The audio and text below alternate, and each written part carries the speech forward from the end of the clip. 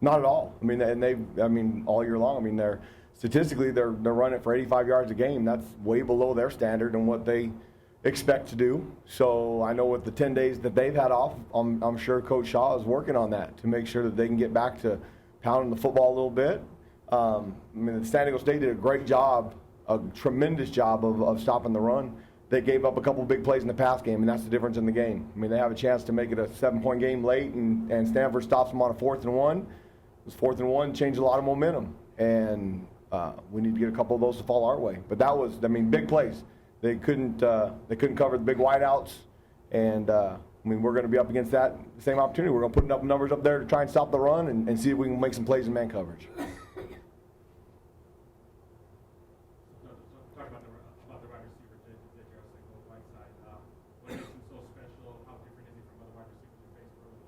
He's super athletic for being a 6'5" guy. I mean, both parents played professional basketball, grew up in Spain.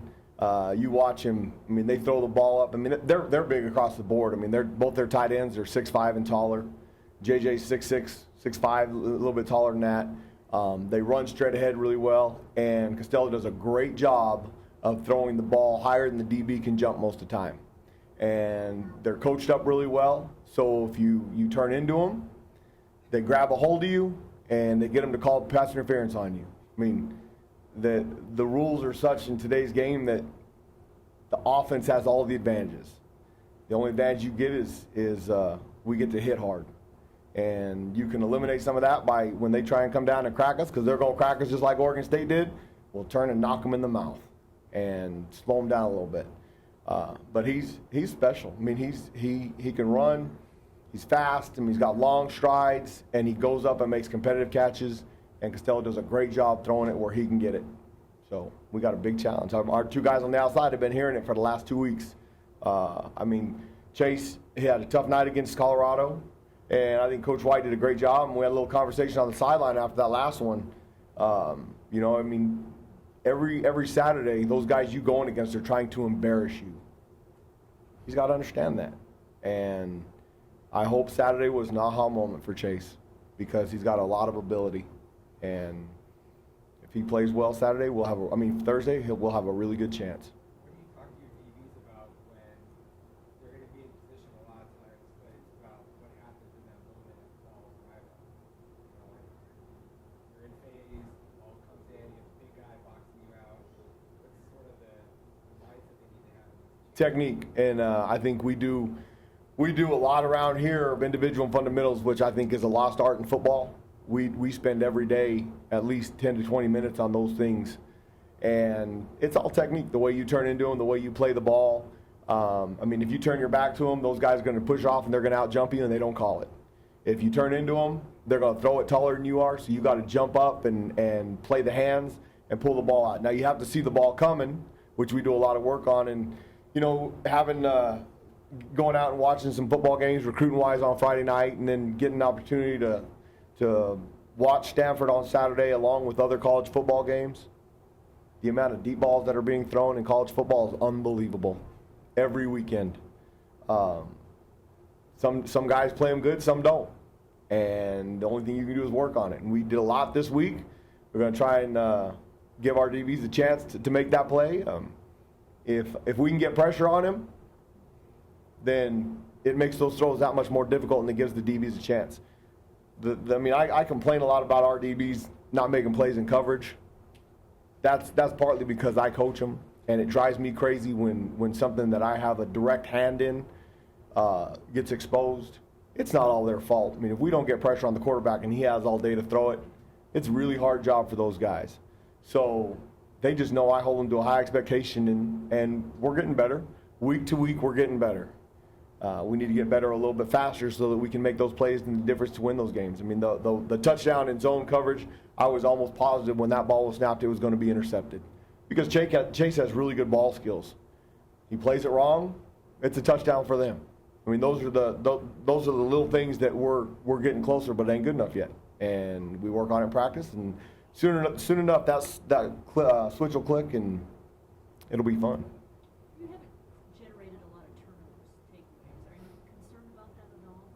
I'm surprised that we don't have more interceptions at this point with only 3.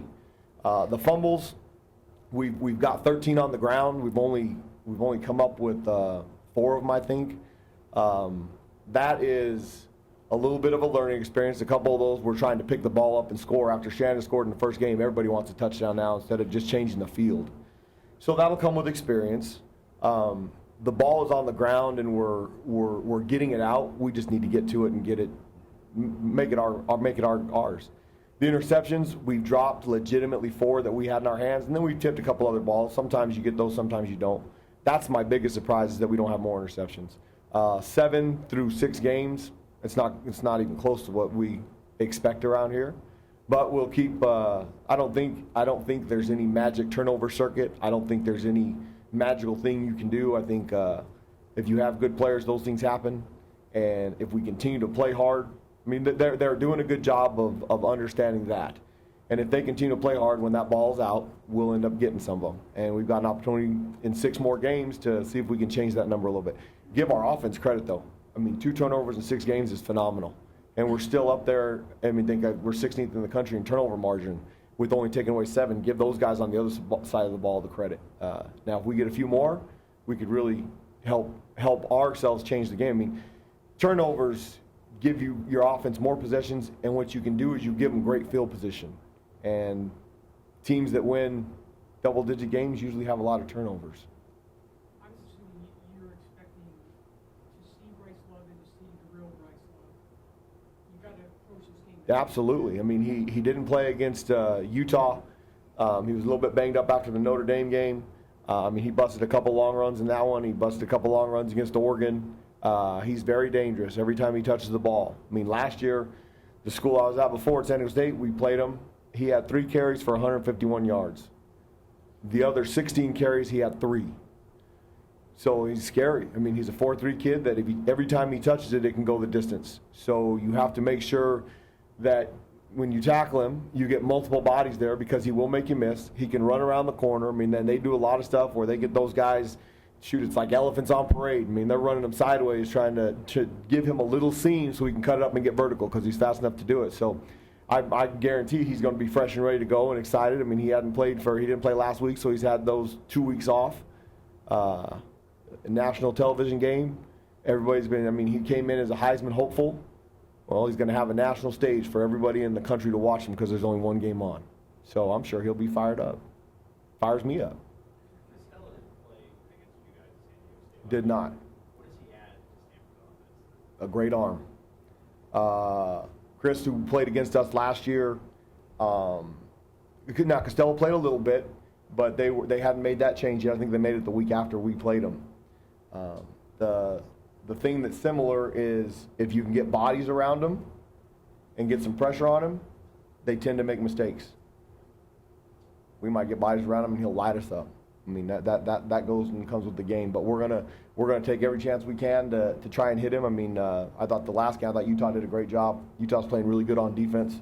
Notre Dame's got some guys up front that are really good. They were able to get pressure with 4. So over the last 2 weeks, I think the great thing about a bye week after 6 games, especially with a young group, we got to eliminate stuff that we don't do very well. We got to game plan for 2 weeks on a really good opponent, so we can see the blocking schemes a little bit. And now if we come out and play physical and play hard, it'll be a really competitive game. We'll have a chance to win at the end. So I mean, it's exciting. How big can the bye week be for some of the freshmen on defense to just have a chance to step back and kind of look at their performance in the first half? Really good, especially for the ones. So we gave them Friday and Saturday off. It's a 45-minute flight to California, or they can drive. Some of them went home and saw mom and dad for the first time. I think that is a lot more helpful than people realize. They go away. They've been here. They got here in June. A lot of them haven't seen their families at all since they dropped them off. They didn't really have a chance to really. I mean, they get homesick and they don't have a chance. They have to get over it because we're so busy and they're so entailed, which helps a little bit. But they still haven't seen mom and dad or eaten home cooking. We had a bunch of them that went home. I think that's great. They can go home and see them get loved and tell them that everything's going to be all right, and then they can kick them in the tail and get them out, because mom and dad don't want them to stay. Mom and dad are glad they're gone, but they're good. They're happy to see them for a little while. So it's good to have them back here. I think that'll be really refreshing for them. It's good. Rob said that, watching what happened in the league just increased the feeling that, anybody can beat anybody. Coaches are funny. I think so too. I mean, we got 6 games left. We can win all 6. We can lose all 6. We could be 9-3. We could be 3-9. I mean, and we're that close to. I mean, when you have time to do, when you're struggling to win games and 3-3, like I said last week, it's average. You go through that, and unfortunately, there's probably about 10 plays that are the difference between us being 6-0 and being top 12 in the country, and everybody talking about Arizona State being the top of college football, to being average at 3-3. So as a coach, you go back and reflect and try and figure out, well, what can we do different on those 10 plays? How can we give our kids a chance to be successful? Well, we think we have ideas, and if we can coach them up right, we'll have a chance to win those next 6. You look at the schedule this week, we have Stanford, USC goes to Utah, Colorado's at Washington. All 3 of those games, anybody can win. Okay? Then you look at the following week, we go to SC. And down the road, Colorado still has to go to Washington State. Utah, they still have to play us here. I mean, the South is completely wide open. UCLA played really good the other night all of a sudden. They scored 37 points and only scored 7. I think they caused 5 turnovers. Arizona, they look really good against the second half of USC game. I mean, they're down 24-0. All of a sudden, it's 20-24, and they have a chance to win the game. So I think you've got Colorado, who started out 5-0. They get dinged up last night. SC hurts Chenault. Montez doesn't play as good because they get some pressure on him, and now they win. I mean, SC, they're the most talented group on our side. This is an unbelievable. You watched that game last night. They've got a bunch of really good athletes. They make 12 penalties and turn the ball over 3 times, and they win by almost 3 scores. They're probably the team that has the head up right now, and plus they've got a 1-game lead. Well, we get an opportunity to go play them, and I promise you, we got a bunch of kids that'll be fired up. So it's wide open now. Like I said, the parity is. I mean, one of those teams could run away with it, and one of those teams could lose 6. So it's really close, but that's exciting. I mean, it's a lot better going into it knowing you have a chance to win everyone than trying to figure out what are we going to do to keep these boys alive. And they're excited. I think that, like I said, the bye week was good for us. We got lucky. It came after 6. We're right in the middle, and that's as good as planning as you can get. So thank the conference for that.